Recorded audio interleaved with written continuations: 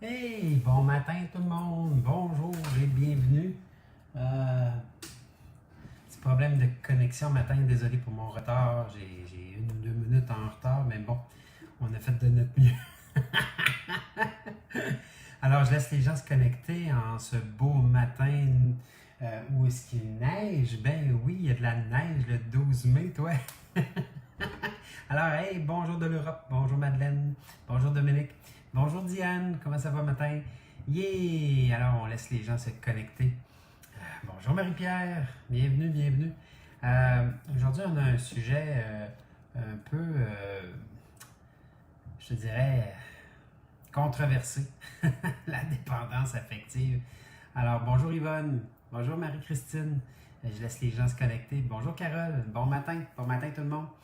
Alors, je me nomme Stéphane Ruet. Oui, oui, je suis unique créateur et responsable, là, comme vous, il vient de l'être. La dépendance affective, mes amours, est-ce que c'est normal? Bonjour Jean-Paul, bienvenue. Bonjour Hélène. Alors, je laisse les gens encore un peu se connecter. On va laisser quelques instants. La dépendance affective, à un moment donné, je suis allé voir une conférence de Marc Gervais. Puis dans la conférence de Marc Gervais, à un moment donné, il nous pose certaines questions. Et selon les questions qu'il nous pose, il dit qu'on peut être dépendant affectif. Et moi, j'embarque l'indépendance affective dans la même source. Okay? Donc, les deux extrêmes sont toujours pas mal dans le centre. Alors, bonjour Sylvie, bonjour Chantal, bonjour Caroline. Alors, bienvenue, je laisse les gens se connecter encore un petit peu avec nous-mêmes. Bonjour maman, je pense que je t'ai vu. Bonjour papa. Alors, bienvenue. La dépendance affective, selon Marc Gervais, quand il faisait rouler un peu ses questions, là, il disait, bon, ben, si vous avez de 1 à 5, vous êtes dépendant affectif. Si vous avez de 5 à 7, exemple, ben, vous pourriez tomber amoureux de la chaise à côté de vous. Et moi, je pouvais tomber amoureux de la chaise à côté de moi.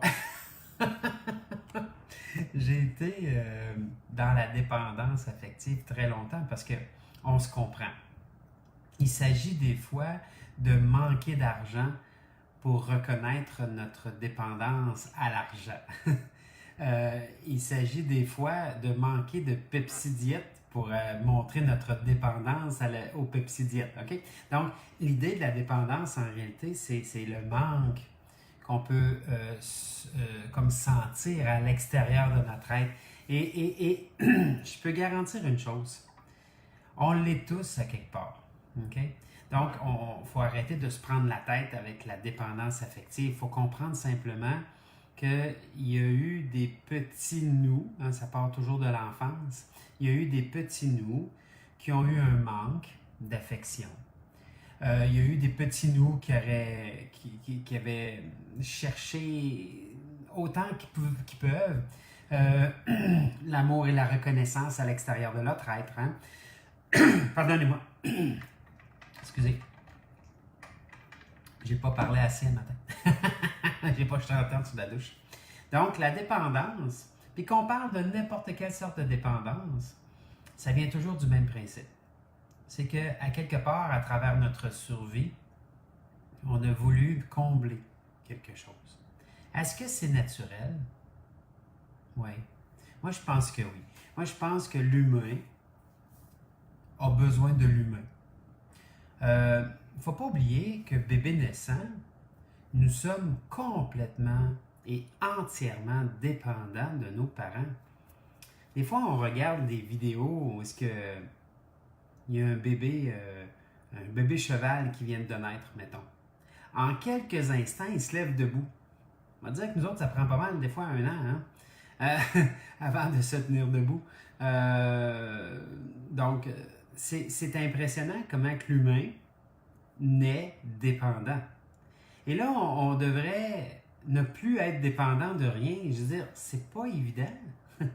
On va se comprendre que dans la démarche de l'humain, il y a une place importante à la dépendance. On est dépendant de l'air qu'on respire. Il s'agit d'étouffer une fois pour reconnaître la valeur d'une inspiration. Je veux dire, j'inspire, je garde mon air et j'expire, ça a une valeur quand on a manqué d'air. Il s'agit de reconnaître la chance ou la gratitude qu'on a de pouvoir manger 3 fois par jour quand on connaît la faim. Connaître la faim, c'est une sensation horrible à l'intérieur, mes amours. C'est une sensation incroyable. Je veux dire, quand on est des bébés naissants, un bébé naissant qui pleure parce qu'il a faim, il pleure parce qu'il a faim. Il a faim et son estomac n'est pas grand. On le nourrit de lait. Alors, ça se peut que quand il a faim, il a faim. C'est une sensation horrible de sentir à l'intérieur. Et l'enfant, le bébé naissant, tout ce qu'il demande, c'est d'être rassuré. Il y a quelqu'un qui va lui donner du lait quelque part, qui va venir juste le rassurer, de dire « Ah oui, ça me soulage. » Et là, on part de l'enfance où est-ce qu'on est complètement et entièrement dépendant des autres. Et là, on se met à grandir dans un monde où est-ce que on a nos parents qui viennent nous protéger, nous surprotéger des fois, qui nous empêchent des fois de vivre des expériences. Attention, c'est dangereux, fais pas ça comme ça, c'est dangereux, c'est pas bien, c'est pas ci, c'est pas ça. Et là, on se met tranquillement, pas vite, à développer une nouvelle dépendance. La dépendance de s'en remettre à l'autre. On est encore un enfant, mais on n'est plus un bébé naissant. Et là, on veut s'en remettre à l'autre pour simplement comprendre l'autre.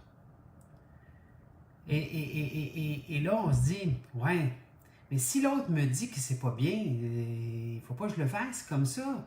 Et là, on crée cette dépendance-là et on s'habitue avec ces dépendances-là jusqu'au jour où est-ce qu'on grandit encore et là, on arrive dans l'adolescence.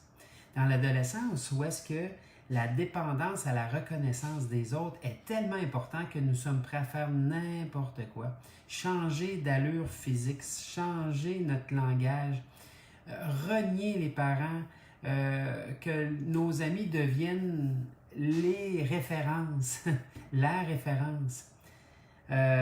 Et cette dépendance-là continue même à l'adolescence, parce que la dépendance à l'adolescence est peut-être même plus forte. Parce que là, on veut tellement être avec des amis, puis à un moment donné, les amis se mettent à boire. Ah ben là, on ne peut pas boire, hein? On doit suivre le groupe. Et là, on se met à boire, sauf qu'on crée l'habitude. Et des fois, c'est pas facile. Et là, un petit joint de pote, ça paraît innocent. Mais là, on dit, tiens, t'en veux-tu? Ben là, je suis pas pour pas en fumer. Je veux dire, ma nouvelle quête de reconnaissance passe par le groupe avec qui je suis. Et là, je vais prendre le petit joint, puis on va fumer un petit joint, une cigarette, etc.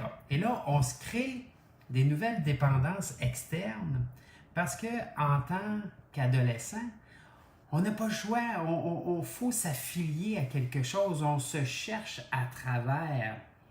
Même les indépendants, même ceux qui restent en retrait des groupes, sont dépendants de leur indépendance parce qu'ils s'affichent indépendants. Donc, c'est même pas leur nature de s'afficher indépendants, c'est pour être dans la reconnaissance. Je ne suis pas comme eux, je me retire.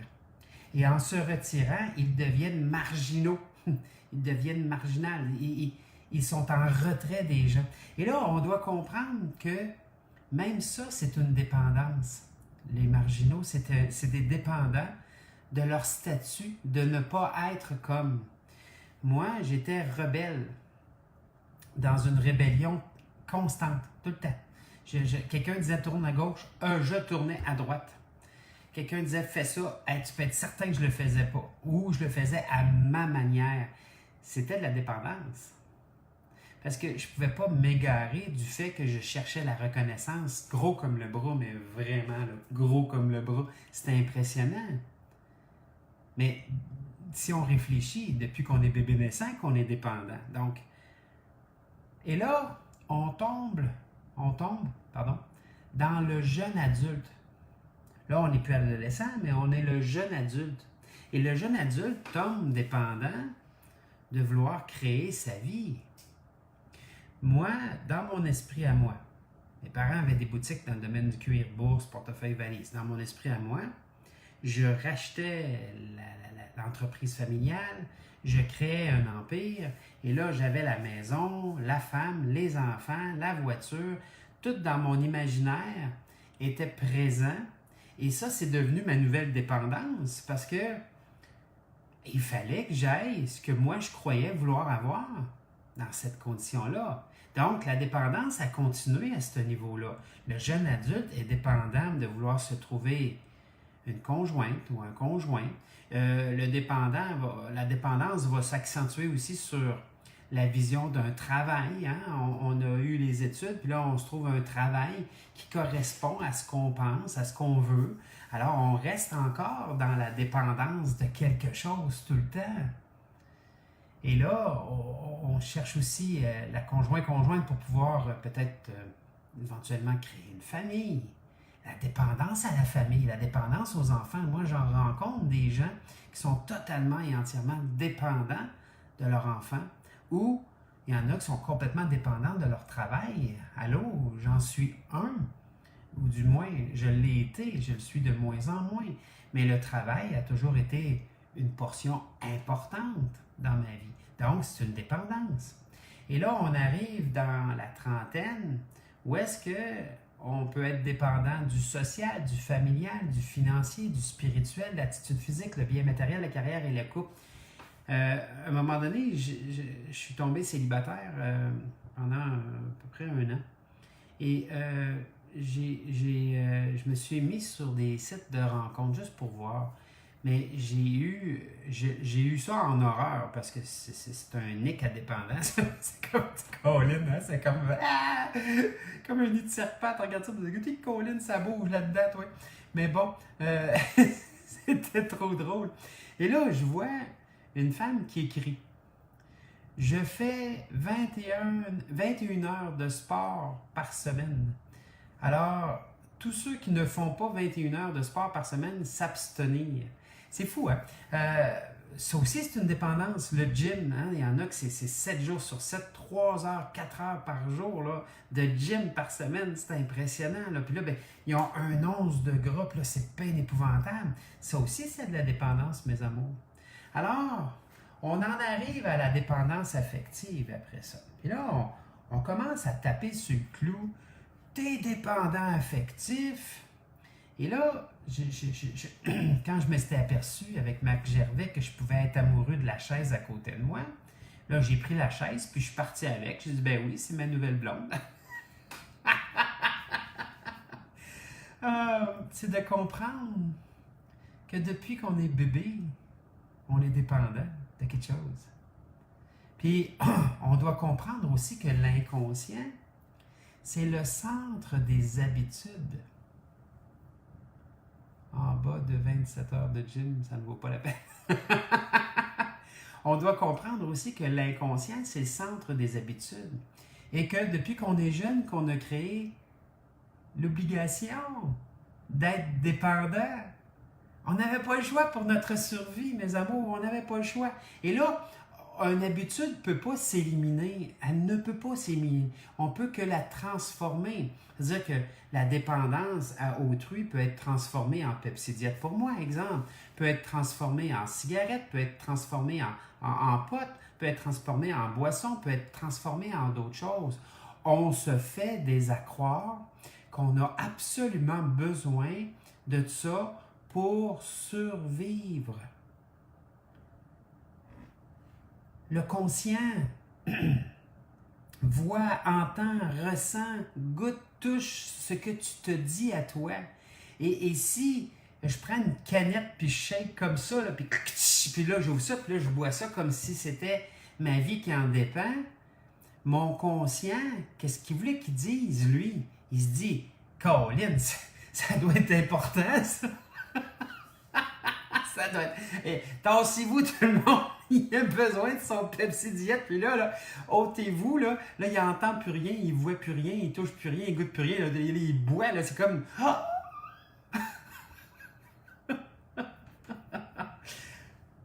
Oui, c'est de la dépendance, mes amours.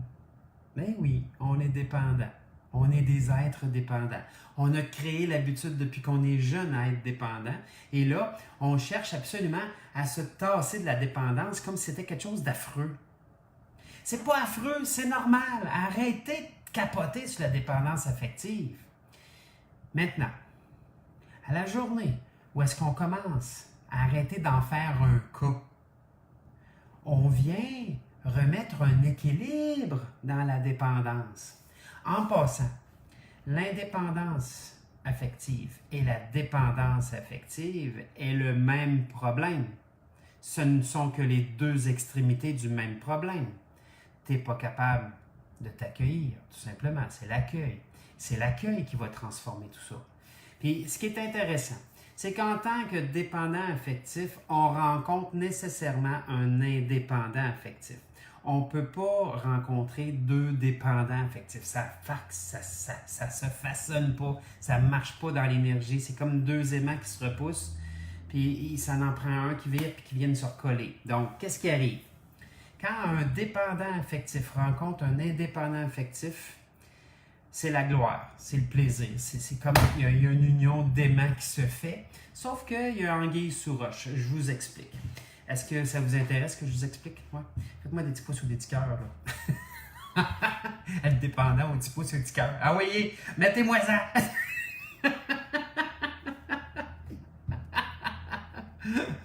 Oh, quel bonheur! Quel bonheur! Yeah! Je suis nourri!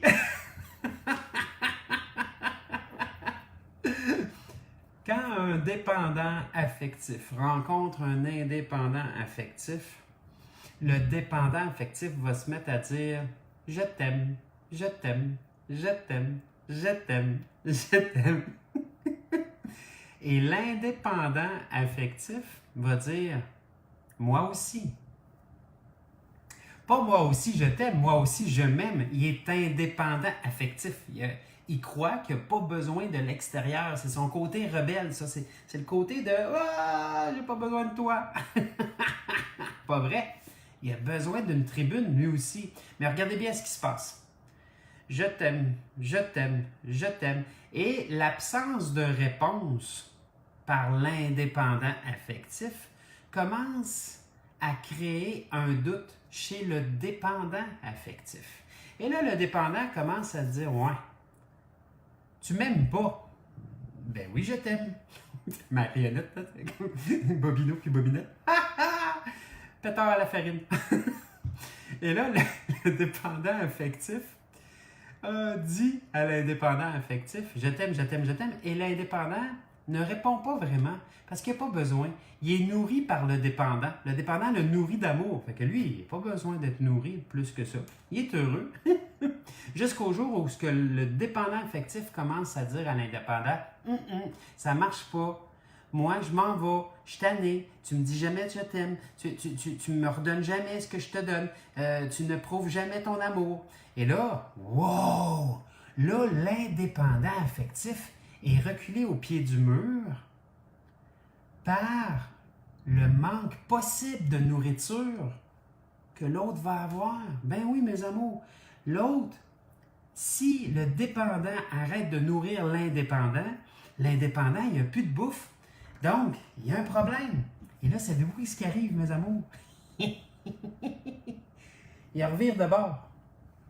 L'indépendant devient dépendant et le dépendant devient indépendant. Parce que l'indépendant ne veut pas perdre l'amour de l'autre parce que c'est sa source de nourriture, c'est son garde-manger en nourriture affective. Donc, ça va servir, ça, là, cette affaire-là. Et là, l'indépendant commence à dire à l'autre, je t'aime, je t'aime, je t'aime. Ah! Boum! Ça revire de bord. Donc, ça fait comme une girouette tout le temps. Toc, toc, toc, toc. Et en général, ben, ça finit par craquer parce que ça ne marche pas. Donc, c'est toujours sous la contrainte ou sous la menace que tout va s'écrouler parce que ça ne fonctionne pas. Donc, la dépendance affective, selon moi, elle est totalement naturel, parce que depuis qu'on est bébé, qu'on est complètement dépendant. Donc, on a créé la dépendance à travers bébé, à travers la jeunesse, à travers l'adolescence, à travers le jeune adulte, arrivé adulte, on reste dépendant, sauf qu'on transforme la dépendance en autre chose, hein? Soit en petite bière en arrivant de travailler, soit peu importe, on se comprend, soit dans les dépenses aussi. Il y en a qui sont dépendants affectifs à travers les achats. Ils vont acheter, à remplir une pièce, à plus savoir quoi faire avec, mais c'est pas grave, parce que le désir d'acheter, c'est une dépendance, et un coup qu'ils ont, il n'y a plus de nourriture dedans, c'est vide de sens. Acheter quelque chose, mes amours, parce qu'un coup qu'on l'a, on l'a. Il ne nous nourrit plus dans le désir, il ne nous nourrit plus dans la dépendance, il est déjà fini. Alors, chocolat, c'est la même chose. Mais aussitôt, le sucre en fait, hein, aussitôt qu'on détient, plus besoin. D'ailleurs, je dis souvent aux jeunes femmes, quand je rencontre les jeunes femmes dans mes bureaux, de ne pas coucher tout de suite avec un homme. Donnez-vous une chance de vous rencontrer, donnez-vous une chance de vous connaître, donnez-vous une chance de savoir si vraiment vous êtes fait un pour l'autre, puis après ça, on ira plus vers la sexualité. Mais une jeune femme qui s'offre trop vite pour le gars, si ça devient un acquis, il n'y a plus de trip. Pouf, passe à la prochaine. Et là, après ça, les femmes se demandent pourquoi. Caroline, je comprends pas pourquoi les gars, ils font juste coucher avec moi puis s'en vont. Ben oui, mais ils ont eu ce qu'ils cherchaient. Alors, offre-leur pas ce qu'ils cherchent. Donne-leur le temps de résister un peu, de voir à quel point qu'il te veut dans sa vie, à quel point qu'il est prêt à développer des attitudes et une façon de voir les choses. Et je vous garantis une chose, une jeune femme qui tarde avant de coucher avec un homme, cet homme-là va devenir épris d'elle pour le restant de sa vie. Parce que s'il a besoin de travailler fort pour avoir ce qu'il veut, il va en prendre soin. Il en prend soin dans ce temps-là. Mais quand c'est trop facile, c'est trop facile. Alors, la dépendance se trouve à travers tout dans notre vie, le social, familial, financier, spirituel, attitude physique, bien matériel, carrière et couple. Et la dépendance, dans son ensemble, bien naturelle. Maintenant, quand on parle de dépendance, les gens vont dire « Ouais, mais il y a quelqu'un là, qu'il faut absolument qu'elle soit avec quelqu'un, sinon elle n'est pas capable de fonctionner. » OK. Là, on comprend que cette forme de dépendance-là, ben, c'est la même forme de dépendance qu'à l'alcool, qu'à la drogue, qu'à la boisson, qu'aux achats ou autre chose. Alors, s'il n'y a pas d'équilibre, ben, peu importe ce que tu fais, ça va être une dépendance. Faites-moi des petits pouces au dédicace ceux qui comprennent ce que je veux dire, s'il vous plaît, parce que c'est important ce qu'on est en train de se dire là.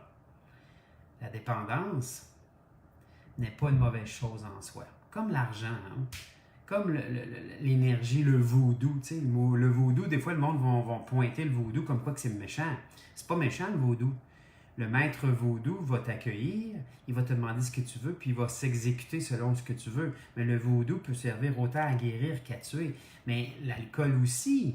Si tu prends un apéro avec des gens, puis que tu es dans le plaisir, mais que tu ne te sens pas obligé d'en prendre 3, 4, 5, 6 verres, tu en prends un, tu le dégustes, tu as du plaisir, c'est pas une dépendance, c'est juste une dépendance normale. Je veux dire que être en groupe, puis de prendre une petite boisson, c'est festif, c'est de démarquer un événement, c'est dans le naturel.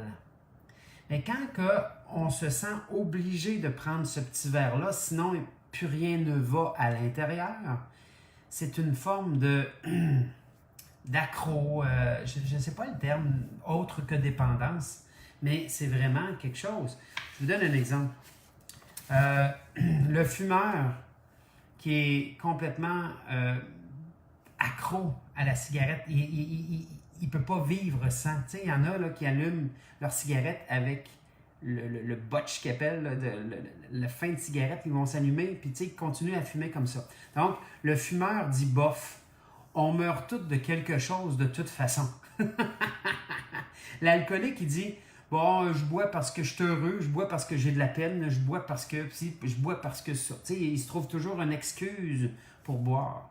Le dépendant va dire, oui, oui, oui, mais je l'aime.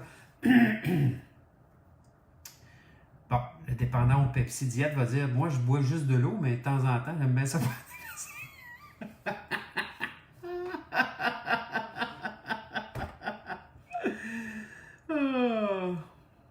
Les amours, il n'y a pas 56 solutions pour arrêter la dépendance dans son extrême. On se doit de se reconnaître. Je vous donne un exemple. Aussitôt que j'ai su que je pouvais tomber amoureux de la chaise, puis que je l'ai emmené avec moi parce que je ne pouvais plus m'en séparer, d'ailleurs, Marc Germain me regardait partir avec la chaise, puis il riait. Ben, en fin de compte, c'est d'en être conscient. Oui, moi, Stéphane, je suis dépendant affectif. Et là, quand j'ai commencé à le dire tout haut, pardon, et que mon mental, mon ego, mon mental, aimait pas ça, il faisait comme « Non! Tais-toi! Dis pas ça! Ferme-la! Chut! Parle pas! Dis pas ça! Non! Laisse-moi créer des scénarios qui vont venir te remplir de bullshit. » Ben oui, c'est ça sa job au mental. Il nous ment. Il ne nous donne pas la vérité. Fait que quand on le révèle au grand jour, oh qu'il n'aime pas ça. Faites-moi des petits pouces ou des petits cœurs, là. Ceux qui aiment ça, là, le concept de « OK, je décide de m'accueillir là-dedans. » Ouais. Donc, oui, bonjour tout le monde, je m'appelle Stéphane et je suis dépendant affectif. Et là, comme je vous ai dit, la première fois, mon mental n'aimait pas ça, mais à force de le dire, ça a pris 15 jours, mes amours, et ça a été terminé pour moi, la dépendance affective. 15 jours. Ça a pris juste 15 jours parce que à force de dire à tout le monde « Hey! » Je me présentais, je serrais la main. « Bonjour, je m'appelle Stéphane, je suis dépendant affectif. Et vous, comment ça va? » Le monde me regarde et va dire qu'est-ce qui vient de se passer? Ils comprennent pas trop, mais c'est pas pour qu'ils l'entendent. C'est pour que moi, je m'entendais le dire. Parce qu'à chaque fois que je le disais, mon mental était obligé de lâcher prise. Parce qu'il voyait bien qu'il n'était plus capable de me contrôler dans ses mensonges. Le mental, quand il nous fait taire et qu'il se met à spinner, il nous crée des mensonges, mes amours. Il nous ment sur l'autre. Oui, mais là, je l'aime.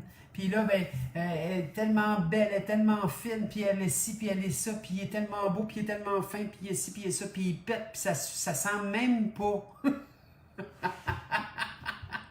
Tu sais, quand on cherche absolument là, des réponses à vouloir absolument être avec quelqu'un, il y a un problème. Si l'autre personne ne veut plus de vous, vous ferez n'importe quoi, vous la ramenez, vous le ramènerez pas, là, si j'ai fait de le dire, hein? Wow! Donc, la première chose à faire, c'est d'en être conscient, mes amours. Oui, je suis dépendant affectif, alors je vais vous inviter, que vous le soyez ou pas, ou que vous pensez l'être ou pas, écrivez-le là. Moi, Julie, je suis dépendante affective. Et là, répétez-le pendant une quinzaine de jours. Puis vous allez voir que les spécialistes des dépendants affectifs vont avoir pas mal moins de travail. Parce que, dans le fond, la dépendance, toute forme de dépendance, c'est la même chose. C'est de venir contrecarrer notre mental. Hier, j'ai dit à ma blonde, c'est terminé le Pepsi Diète. Et le soir, j'en pouvais plus. Je capotais bien raide. J'ai dit, ça me prend un Pepsi, mon amour. Je dis, j'en prends un là, dans ma journée, puis c'est celui-là. Alors, on voyait que mon mental cherchait des excuses. Il cherchait toutes sortes d'excuses. T'as besoin d'énergie, la fausse énergie, t'as besoin de quelque chose, t'as besoin de pétillant dans ta bouche, t'as besoin de quelque chose. Ah oui, prends-en, il n'y a pas de problème, tu peux en prendre un. Hey, écoute, là, il me lâchait pas en temps. Fait que là, j'ai dit à ma blonde, est-ce que je te demande pardon, mais je vais prendre un Pepsi. Et j'en ai pris un, je ne l'ai pas bu au complet, mes amours, parce que après 3-4 gorgées, un coup que mon mental s'était, je me suis regardé dans le plus profond de moi-même, puis j'ai pas aimé ce que j'ai bu.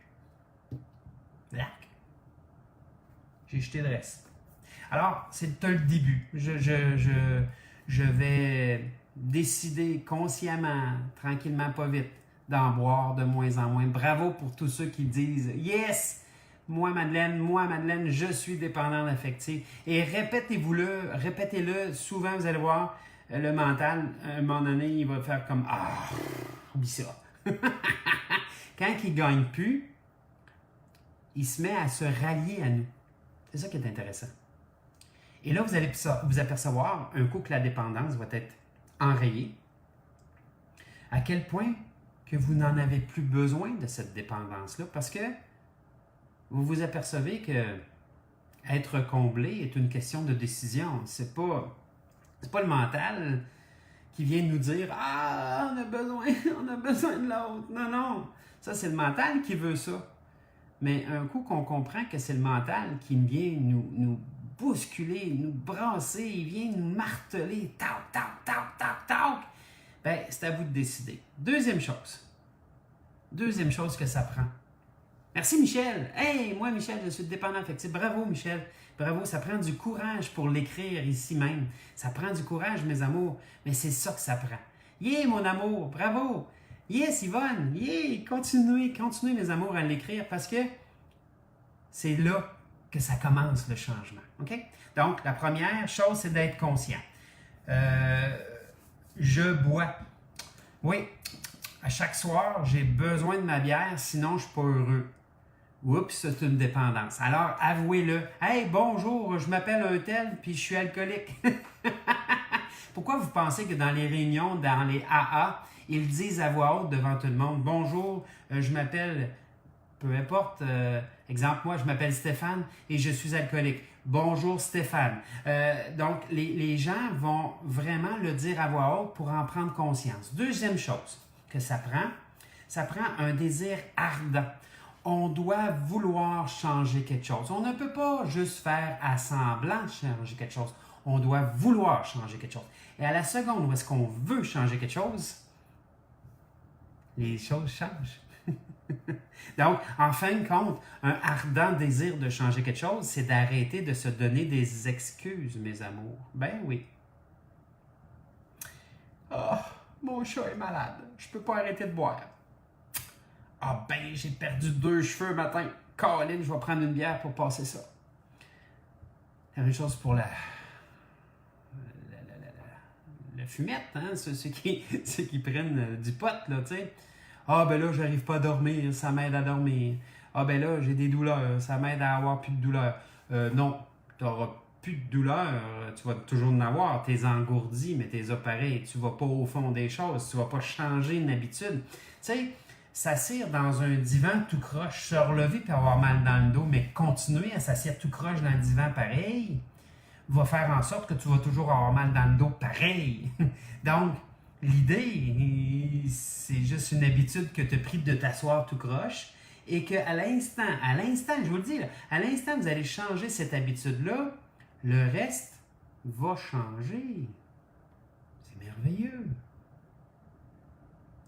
Oui, on a besoin des fois de support. C'est génial. On est là pour ça. On peut vous donner un gros coup de main dans un changement de support. J'ai une de mes bonnes amies, cliente, amie, qui fumait beaucoup et elle a réduit de 3/4 la cigarette, mais elle me dit qu'elle n'était pas prête à arrêter complètement. Parfait, elle s'est écoutée. Elle ne s'est pas donné des excuses. Elle a réduit énormément, mais que pour elle, ce qui restait, elle vivait avec pour l'instant. Parfait. Et quand elle va être prête à se regarder le nombril au point que, va dire, ouais, elle n'a plus besoin de ce qui reste finalement. Ça va être fini. Elle n'y retournerait même pas. Elle n'a plus besoin. Son esprit va avoir un arrêt au niveau du contrôle qu'il exerce sur tout son être au complet. Donc, à partir du moment où est-ce que tu n'es plus contrôlé par ton mental, au moment où est-ce que ton mental, là, tu dis je t'entends, mais je t'écoute plus parce que j'en ai plus rien à cirer de toi. Tu m'as menti tellement longtemps. Tu as été dans mon malheur tout le temps. Mais aujourd'hui, je décide d'être heureux. Aujourd'hui, je décide d'être serein et heureux. Aujourd'hui, je décide d'être en paix avec moi. En paix avec moi, mes amours. Wow! Et pour venir enrayer le tout, dans peu importe la dépendance qu'on a, ben, on change nos habitudes. Oui, Madeleine, 35 ans de tabac, depuis 7 ans, elle ne fume plus. Ah oui, c'est dur, mais c'était aussi dur pour toi de te lever avec la cigarette, puis de tousser le matin, puis de sentir la cigarette, puis de ne pas être heureuse de ça, puis finalement te sentir dévalorisé par ce que tu faisais, parce que finalement, c'était pas toi, ça, de vivre comme ça. Alors que là, le matin, dans ton beau côté azurien, dans le sens qu'il reste dans le sud de la France, mes amours, c'est de toute beauté. Il y a des palmiers dans la cour. Donc, tu sors dehors, puis tu respires le grand air, puis tu sens vraiment ce que tu peux sentir parce que tu n'as plus la cigarette entre toi et tes poumons. Je pense que ça, c'est le bon côté des choses. Alors, Madeleine, bravo. Alors, de créer une contre-habitude, mes amours, vient sceller les choses. De créer une contre-habitude qui vient nous enlever toutes les excuses que notre mental a pu trouver, bien, on peut s'en servir pour faire une contre-habitude. Si c'est si important de boire du pétillant, bien, je vais me mettre à boire de l'eau gazéifiée. Si c'est trop important d'avoir de l'énergie, bien, je vais faire un peu plus d'exercice. Hein? L'exercice, au début, nous coûte, mais à un moment donné, elle nous donne de l'énergie. Si j'ai besoin autant d'énergie, je vais aller me connecter après un arbre dans la nature. Je vais changer la donne juste pour venir contrecarrer ma dépendance, l'habitude de ma dépendance. Mais mes amours, on est dépendant et on meurt dépendant. Donc, arrêtez d'en faire toute une histoire, s'il vous plaît. Puis ceux qui sont plus bien dans leur relation parce que c'est trop dépendant à l'autre, bien, à ce moment-là, il y a plein de belles formations, il y a plein de conférences, il y a plein de belles choses qui existent. Abonnez-vous. Jean-Paul Gatti, c'est un être qui a très bien réussi dans sa vie et qu'un jour, il est allé devant les universitaires, hein, il avait été invité à faire une conférence. Et ça a été la conférence la plus courte au monde. Il est arrivé devant l'auditoire, il a dit « Voici ma conférence. Si tu veux changer quelque chose dans ta vie,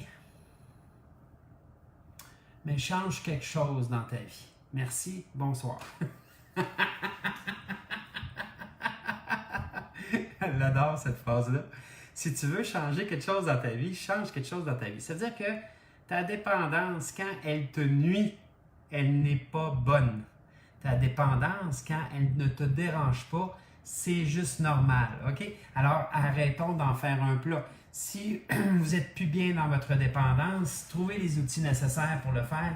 Si vous avez besoin d'aide, rencontrez des gens comme moi, il y en a plein qui vont vous donner un coup de main à revenir à vous, tout simplement. OK, mes amours?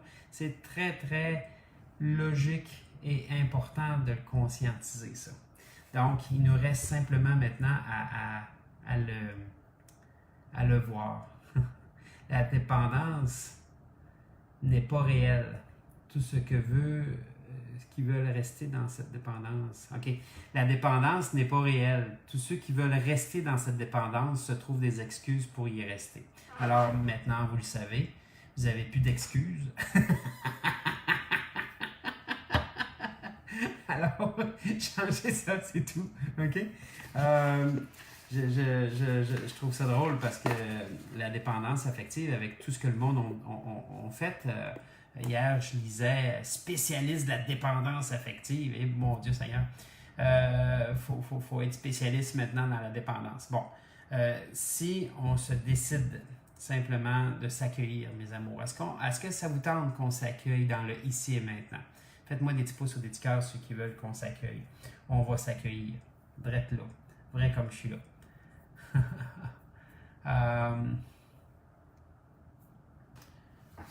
Alors, on va faire un petit peu de PNL simplement pour accueillir notre dépendance.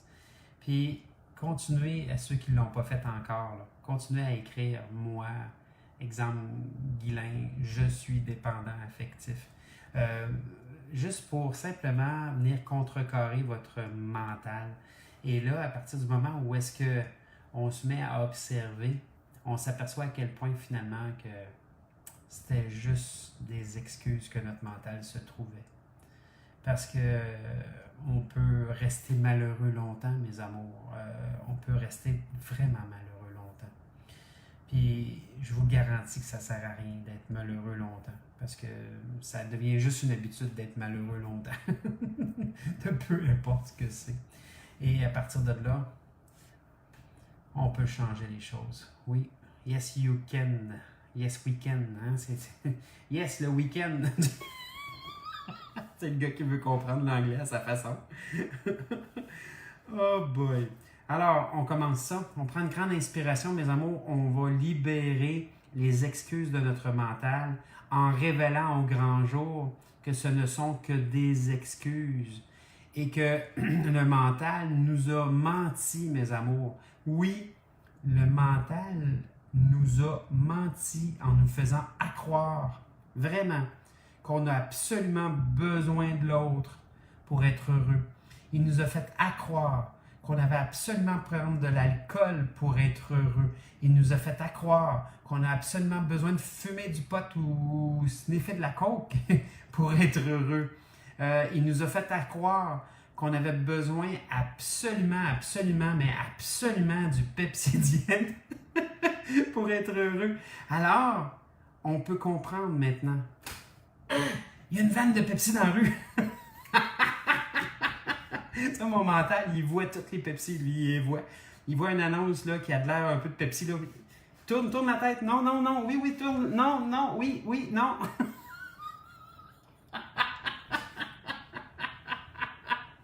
Ah, bonne. Alors, je m'amuse un matin, mes amours, parce que faut alléger ça un peu. Rappelez-vous que depuis que vous êtes bébé, vous êtes complètement dépendant.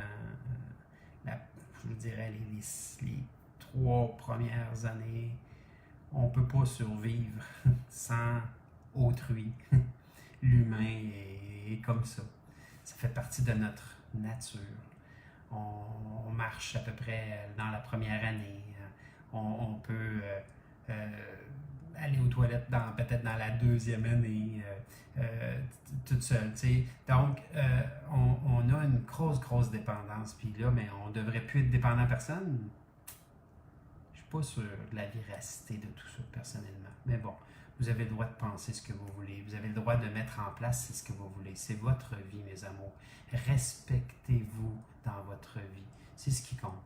Et quand une dépendance devient un manque de respect pour vous-même, remettez en doute ce que votre mental peut vous dire. Et c'est là qu'on commence à être conscient à quel point il vous a menti. Il nous a menti, parce que je m'inclus là-dedans. OK? Alors, première phrase. On prend une grande inspiration. 1, 2, 3 et on libère. Excellent. Moi, votre nom, je me dorlote de plus en plus. Ici et maintenant, même si je ne sais pas comment. Moi, votre nom, je me dorlote. Se dorloter, prendre soin de toi. Prends soin, dorlote-toi. Tu sais, se mettre dans une couverture, une doudou, là, puis tu sais, de se dorloter. C'est toujours bon, ça. Ben oui. Une autre phrase. On prend une grande inspiration. 1, 2, 3 et... Bravo, Marie. Marie, elle a écrit « Je suis dépendante affective ». Yeah! Tu vas voir plein de monde dans la rue tantôt dire « Hey, bonjour, je m'appelle Hôtel, je suis dépendant affectif. » on va savoir que d'ici 15 jours, ça va être terminé. OK? C'est juste ça. C'est juste ça, mes amours. C'est pas plus compliqué que ça. C'est non, non, non, non, non. Non, non. C'est juste des excuses. OK? Une autre phrase. Moi, votre nom. Je suis de plus en plus bon ou bonne avec moi. Ben oui, c'est un bon départ, ça. Bravo, mes amours. Une autre phrase. Moi, votre nom. Je m'arrange de mieux en mieux avec moi-même. Oh! Hey, ça a tout un sens, ça, pour moi. Moi, votre nom, je m'arrange de mieux en mieux avec moi-même. Ici et maintenant, même si je ne sais pas comment. Excellent. Une autre phrase. Moi, votre nom, je me revigore de plus en plus. Je me revigore de plus en plus. Alors, on fait des phrases un matin pour simplement enlever la capacité à notre mental de se créer des scénarios, de nous mentir tout simplement. Il nous ment. OK? Une autre phrase. Je suis de plus en plus autonome avec moi sur tous les plans de ma vie. Je suis de plus en plus autonome avec moi sur tous les plans de ma vie. On va se comprendre que d'être autonome avec soi-même, c'est complètement l'antithèse de la dépendance. OK? Mais on va comprendre qu'on est né dépendant et on va mourir dépendant. Donc, arrêtez d'en faire un plat. Il n'y a rien de grave là-dedans. OK? On va juste tranquillement, pas vite, se rassurer nous-mêmes en changeant nos pensées, en changeant nos sentiments, en changeant nos actions, en changeant nos émotions qui sont reliées à tout ça. Et là, on va se mettre à créer une autre version de nous-mêmes. On va se mettre simplement à créer des nouvelles habitudes qui vont venir simplement nous nourrir à travers ça. OK? Alors, moi, votre nom, je me rassure de plus en plus moi-même, ici et maintenant, même si je ne sais pas comment. Excellent! Alors, moi, votre nom, je me rassure moi-même, ici et maintenant, même si je ne sais pas comment. Alors, mes amours, sur cette belle journée neigeuse, enneigée, dehors, hey, j'écrivais à une de mes clientes de matin, elle avait 3 cm de neige chez elle, dans le coin de Montmagny. Nous autres, c'est en train de virer en pluie, mais il y a encore un peu de neige qui est tombée. Le matin, je me lève et je fais comme, OK. Là, je me suis dit, comment je réagis? J'étais sur le bord du précipice. D'un côté, je tombais dans la colère, de l'autre côté, je tombais dans oh, wow, c'est beau. Puis j'ai décidé que c'était beau, parce que c'était tout blanc. C'est tout. Puis là, ben, tu vois, ça fond. Fait que là, c'est tout vert. C'est beau. Alors, je vous souhaite une belle journée, mes amours. Alors, hein, on en enraye-tu ça, la dépendance affective de notre esprit? On commence-tu à comprendre qu'on est dépendant depuis qu'on est bébé? Puis qu'aujourd'hui, on change simplement notre dépendance pour quelque chose d'autre, puis à partir de là, tout va bien aller. OK? Alors, je vous embrasse, je vous aime. Continuez à vous nourrir. Bye bye.